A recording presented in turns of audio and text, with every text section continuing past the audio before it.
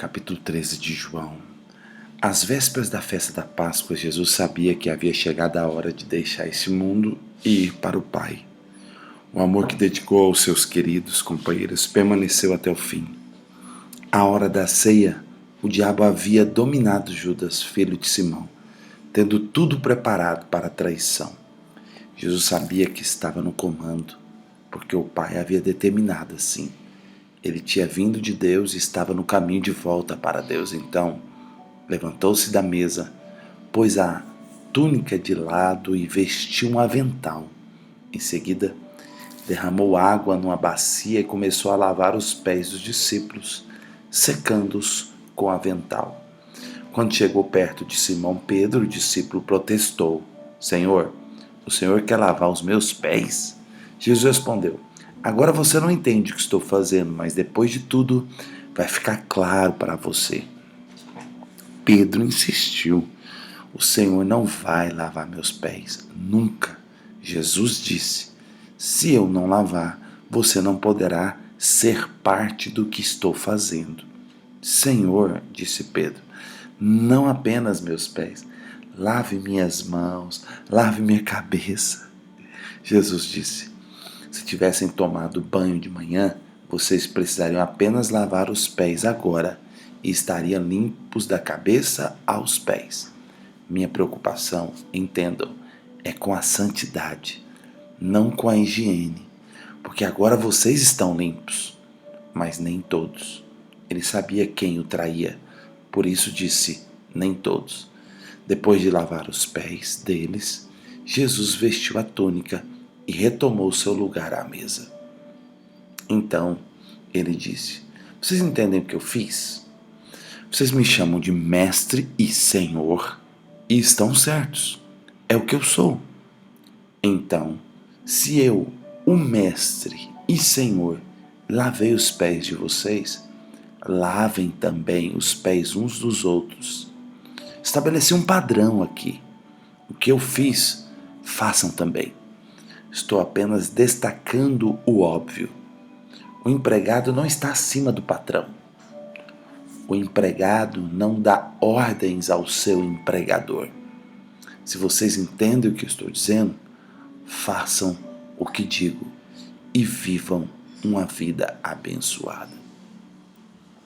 Não incluo todos vocês nisso. Conheço muito bem aqueles que escolhi. Mas para não interferir no cumprimento dessa passagem das Escrituras, aquele que comeu pão à minha mesa virou o calcanhar contra mim. Estou dizendo antes que aconteça, para que quando acontecer vocês acreditem que sou o que digo ser. Entendam bem, receber alguém que eu envio é o mesmo que me receber. E me receber é o mesmo que receber aquele que me enviou. Depois de ter dito essas coisas, Jesus mostrou-se visivelmente aborrecido e, então, revelou o motivo. Um de vocês vai me trair. Os discípulos olharam um para o outro, imaginando de quem ele estava falando. Um dos discípulos, aquele que Jesus amava, estava reclinado com a cabeça sobre o ombro dele. Pedro pediu-lhe que perguntasse a Jesus quem era o traidor. Sendo o mais próximo, ele perguntou: Senhor, quem? Jesus respondeu: Aquele a quem eu der este pedaço de pão, depois de mergulhá-lo no prato. Então, Jesus mergulhou o pedaço de pão e entregou-o a Judas, filho de Simão, o Iscariotes. Assim que ele segurou o pedaço de pão, Satanás entrou nele.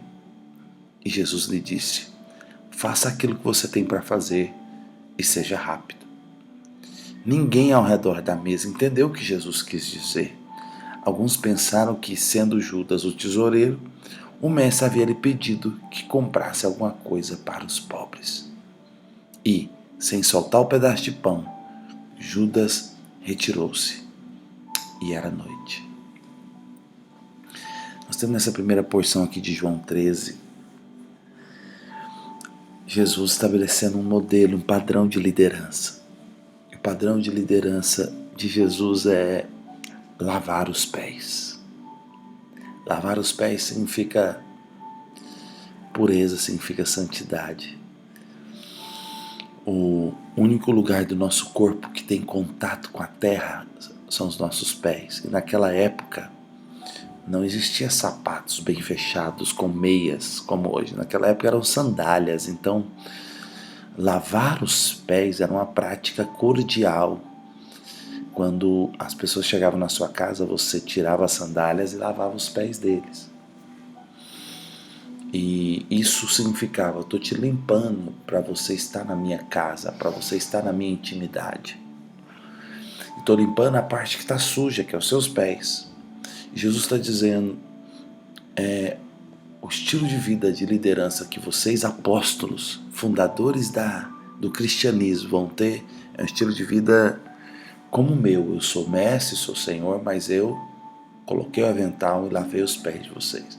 Eu vou limpar a sujeira de vocês daquilo que o mundo coloca em vocês. Então, toda vez que a gente se encontra como cristão, a gente lava os pés uns dos outros. Isso é a vida de reunião de um cristão. Ele encontra um ao outro, ele lava os pés um do outro. É uma maneira de... Agora, como é que você lava os pés? Jesus disse, vocês já estão limpos. Quando Pedro falou, não lava só o pé, lava o corpo inteiro. Jesus disse, não, vocês já estão limpos pela palavra que eu tenho dado. Quer dizer que o lavar é pela palavra. A palavra lava. Eu estou aqui lavando os seus pés todo dia desse, colocando a palavra para você. Mas você também pega essa palavra e compartilha com alguém. Você está lavando os pés dele. Agora, é uma atitude de servir. Jesus está ensinando que a maneira de você ensinar e pregar na casa de Deus, no reino de Deus, é como servo. É colocar o avental e lavar os pés. É pregar não para aparecer, não para envaidecer, não para se gloriar, mas pregar e ensinar para limpar. Então eu prego e ensino para limpar os meus irmãos das suas impurezas. Isso é lavar os pés. Vamos para o versículo 31 em diante. Depois que ele saiu, Jesus declarou, agora o Filho do Homem é visto pelo que é, e Deus é visto pelo que é nele. Quando Deus é visto nele, a glória de Deus se torna visível. Ao glorificá-lo, ele mesmo é glorificado. A glória está em toda parte. Depois que Judas saiu, Jesus revela a glória. Então aqui também no capítulo 13 nós temos Jesus revelando para os seus íntimos quem iria o trair. Judas iria o trair porque deixou Satanás encher o seu coração. Então Jesus revelou aqui quem seria o seu traidor. Judas se aliou ao sistema religioso para ir contra o movimento orgânico, vivo, autêntico de Jesus. Ou seja, os homens da lei, os homens do clero e os homens do templo foram os quais Judas foi lá receber dinheiro para poder entregar Jesus, poder trair Jesus. Então Judas traiu Jesus, se aliando ao sistema religioso. Toda vez que você se alia ao sistema religioso, você deixa Jesus no centro, você deixa a prioridade de Jesus. Mas Jesus disse, agora o Filho do Homem vai ser glorificado. Quer dizer, a glória só pôde manifestar plenamente quando o traidor saiu. Filhos, eu vou ficar com vocês apenas mais um pouco. Versículo 33. Vocês irão me procurar, mas, como falei aos judeus, agora digo a vocês, para onde eu vou, vocês não podem ir. Deixe-me dar a vocês um novo mandamento. Amem uns aos outros.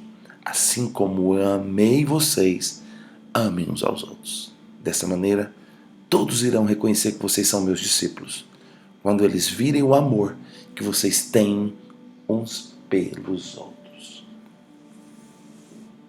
Simão Pedro perguntou, Senhor, para onde é que o Senhor vai? Jesus respondeu, você não pode ir comigo agora, fará isso mais tarde. O Senhor insistiu, Pedro, por que não posso segui-lo agora? Eu daria a minha vida pelo Senhor. É mesmo? Você daria a vida por mim? A verdade é que antes que o galo cante, você vai me negar 3 vezes.